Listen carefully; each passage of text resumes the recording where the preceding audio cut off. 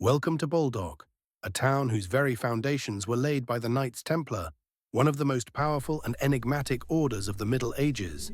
Between 1138 and 1148, the Templars founded Baldock on land carved from the manor of Weston, granted to them by Gilbert de Clare, the Earl of Pembroke. The Templars laid out the settlement as a planned medieval new town, designing 4 principal streets and a marketplace at their crossroads. This was no haphazard village. It was a carefully ordered town, built for commerce, control, and faith. At its very center rose the Church of St. Mary, a spiritual stronghold and a visible reminder of the Templars' presence in the region.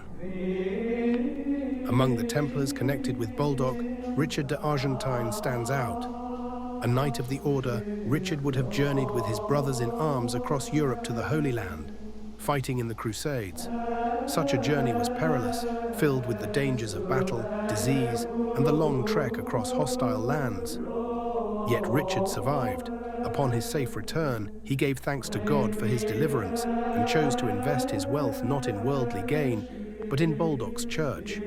His generosity funded a major extension to the sanctuary, enlarging St. Mary's and ensuring it could serve the spiritual needs of both the Templars and the townsfolk. Richard's work was a living act of gratitude, an offering of stone and faith.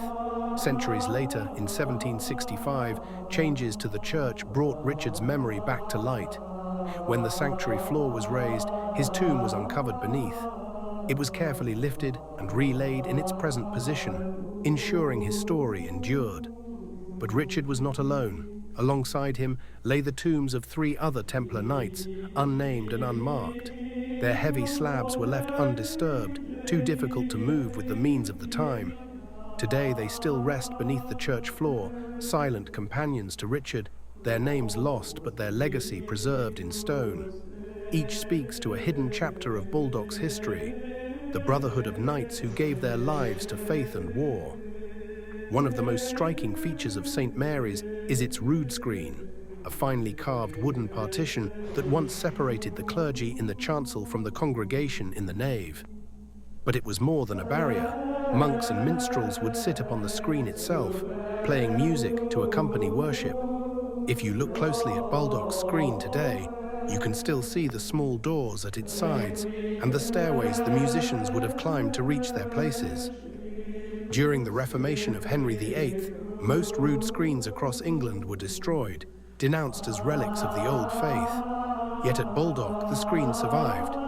It was protected by plaques and emblems linked to powerful patrons, including one bearing the symbol of the Templars themselves, the Agnus Dei, the Lamb of God.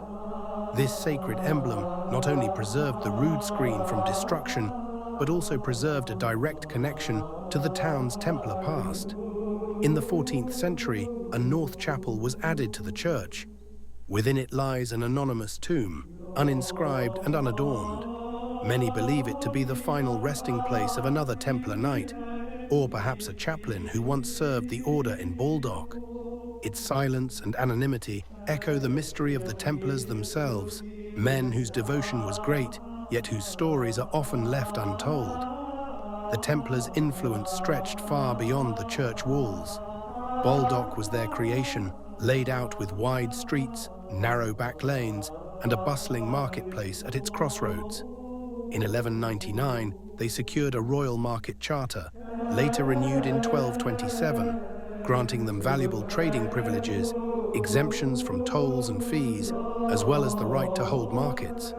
These privileges not only enriched the new town, but also helped finance the Templars' continuing holy wars in Jerusalem. Through rents collected from townsfolk and tenants, the order created a thriving settlement whose revenues supported their military and spiritual mission abroad.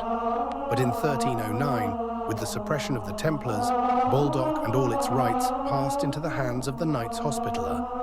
They inherited the town, its markets, and its church, continuing the sacred and civic legacy until their own dissolution in the 16th century. Even so, Baldock's medieval street plan, its church, and its market routes still carry the mark of the Templars, the warrior monks who built not just a place of worship, but a town destined to endure.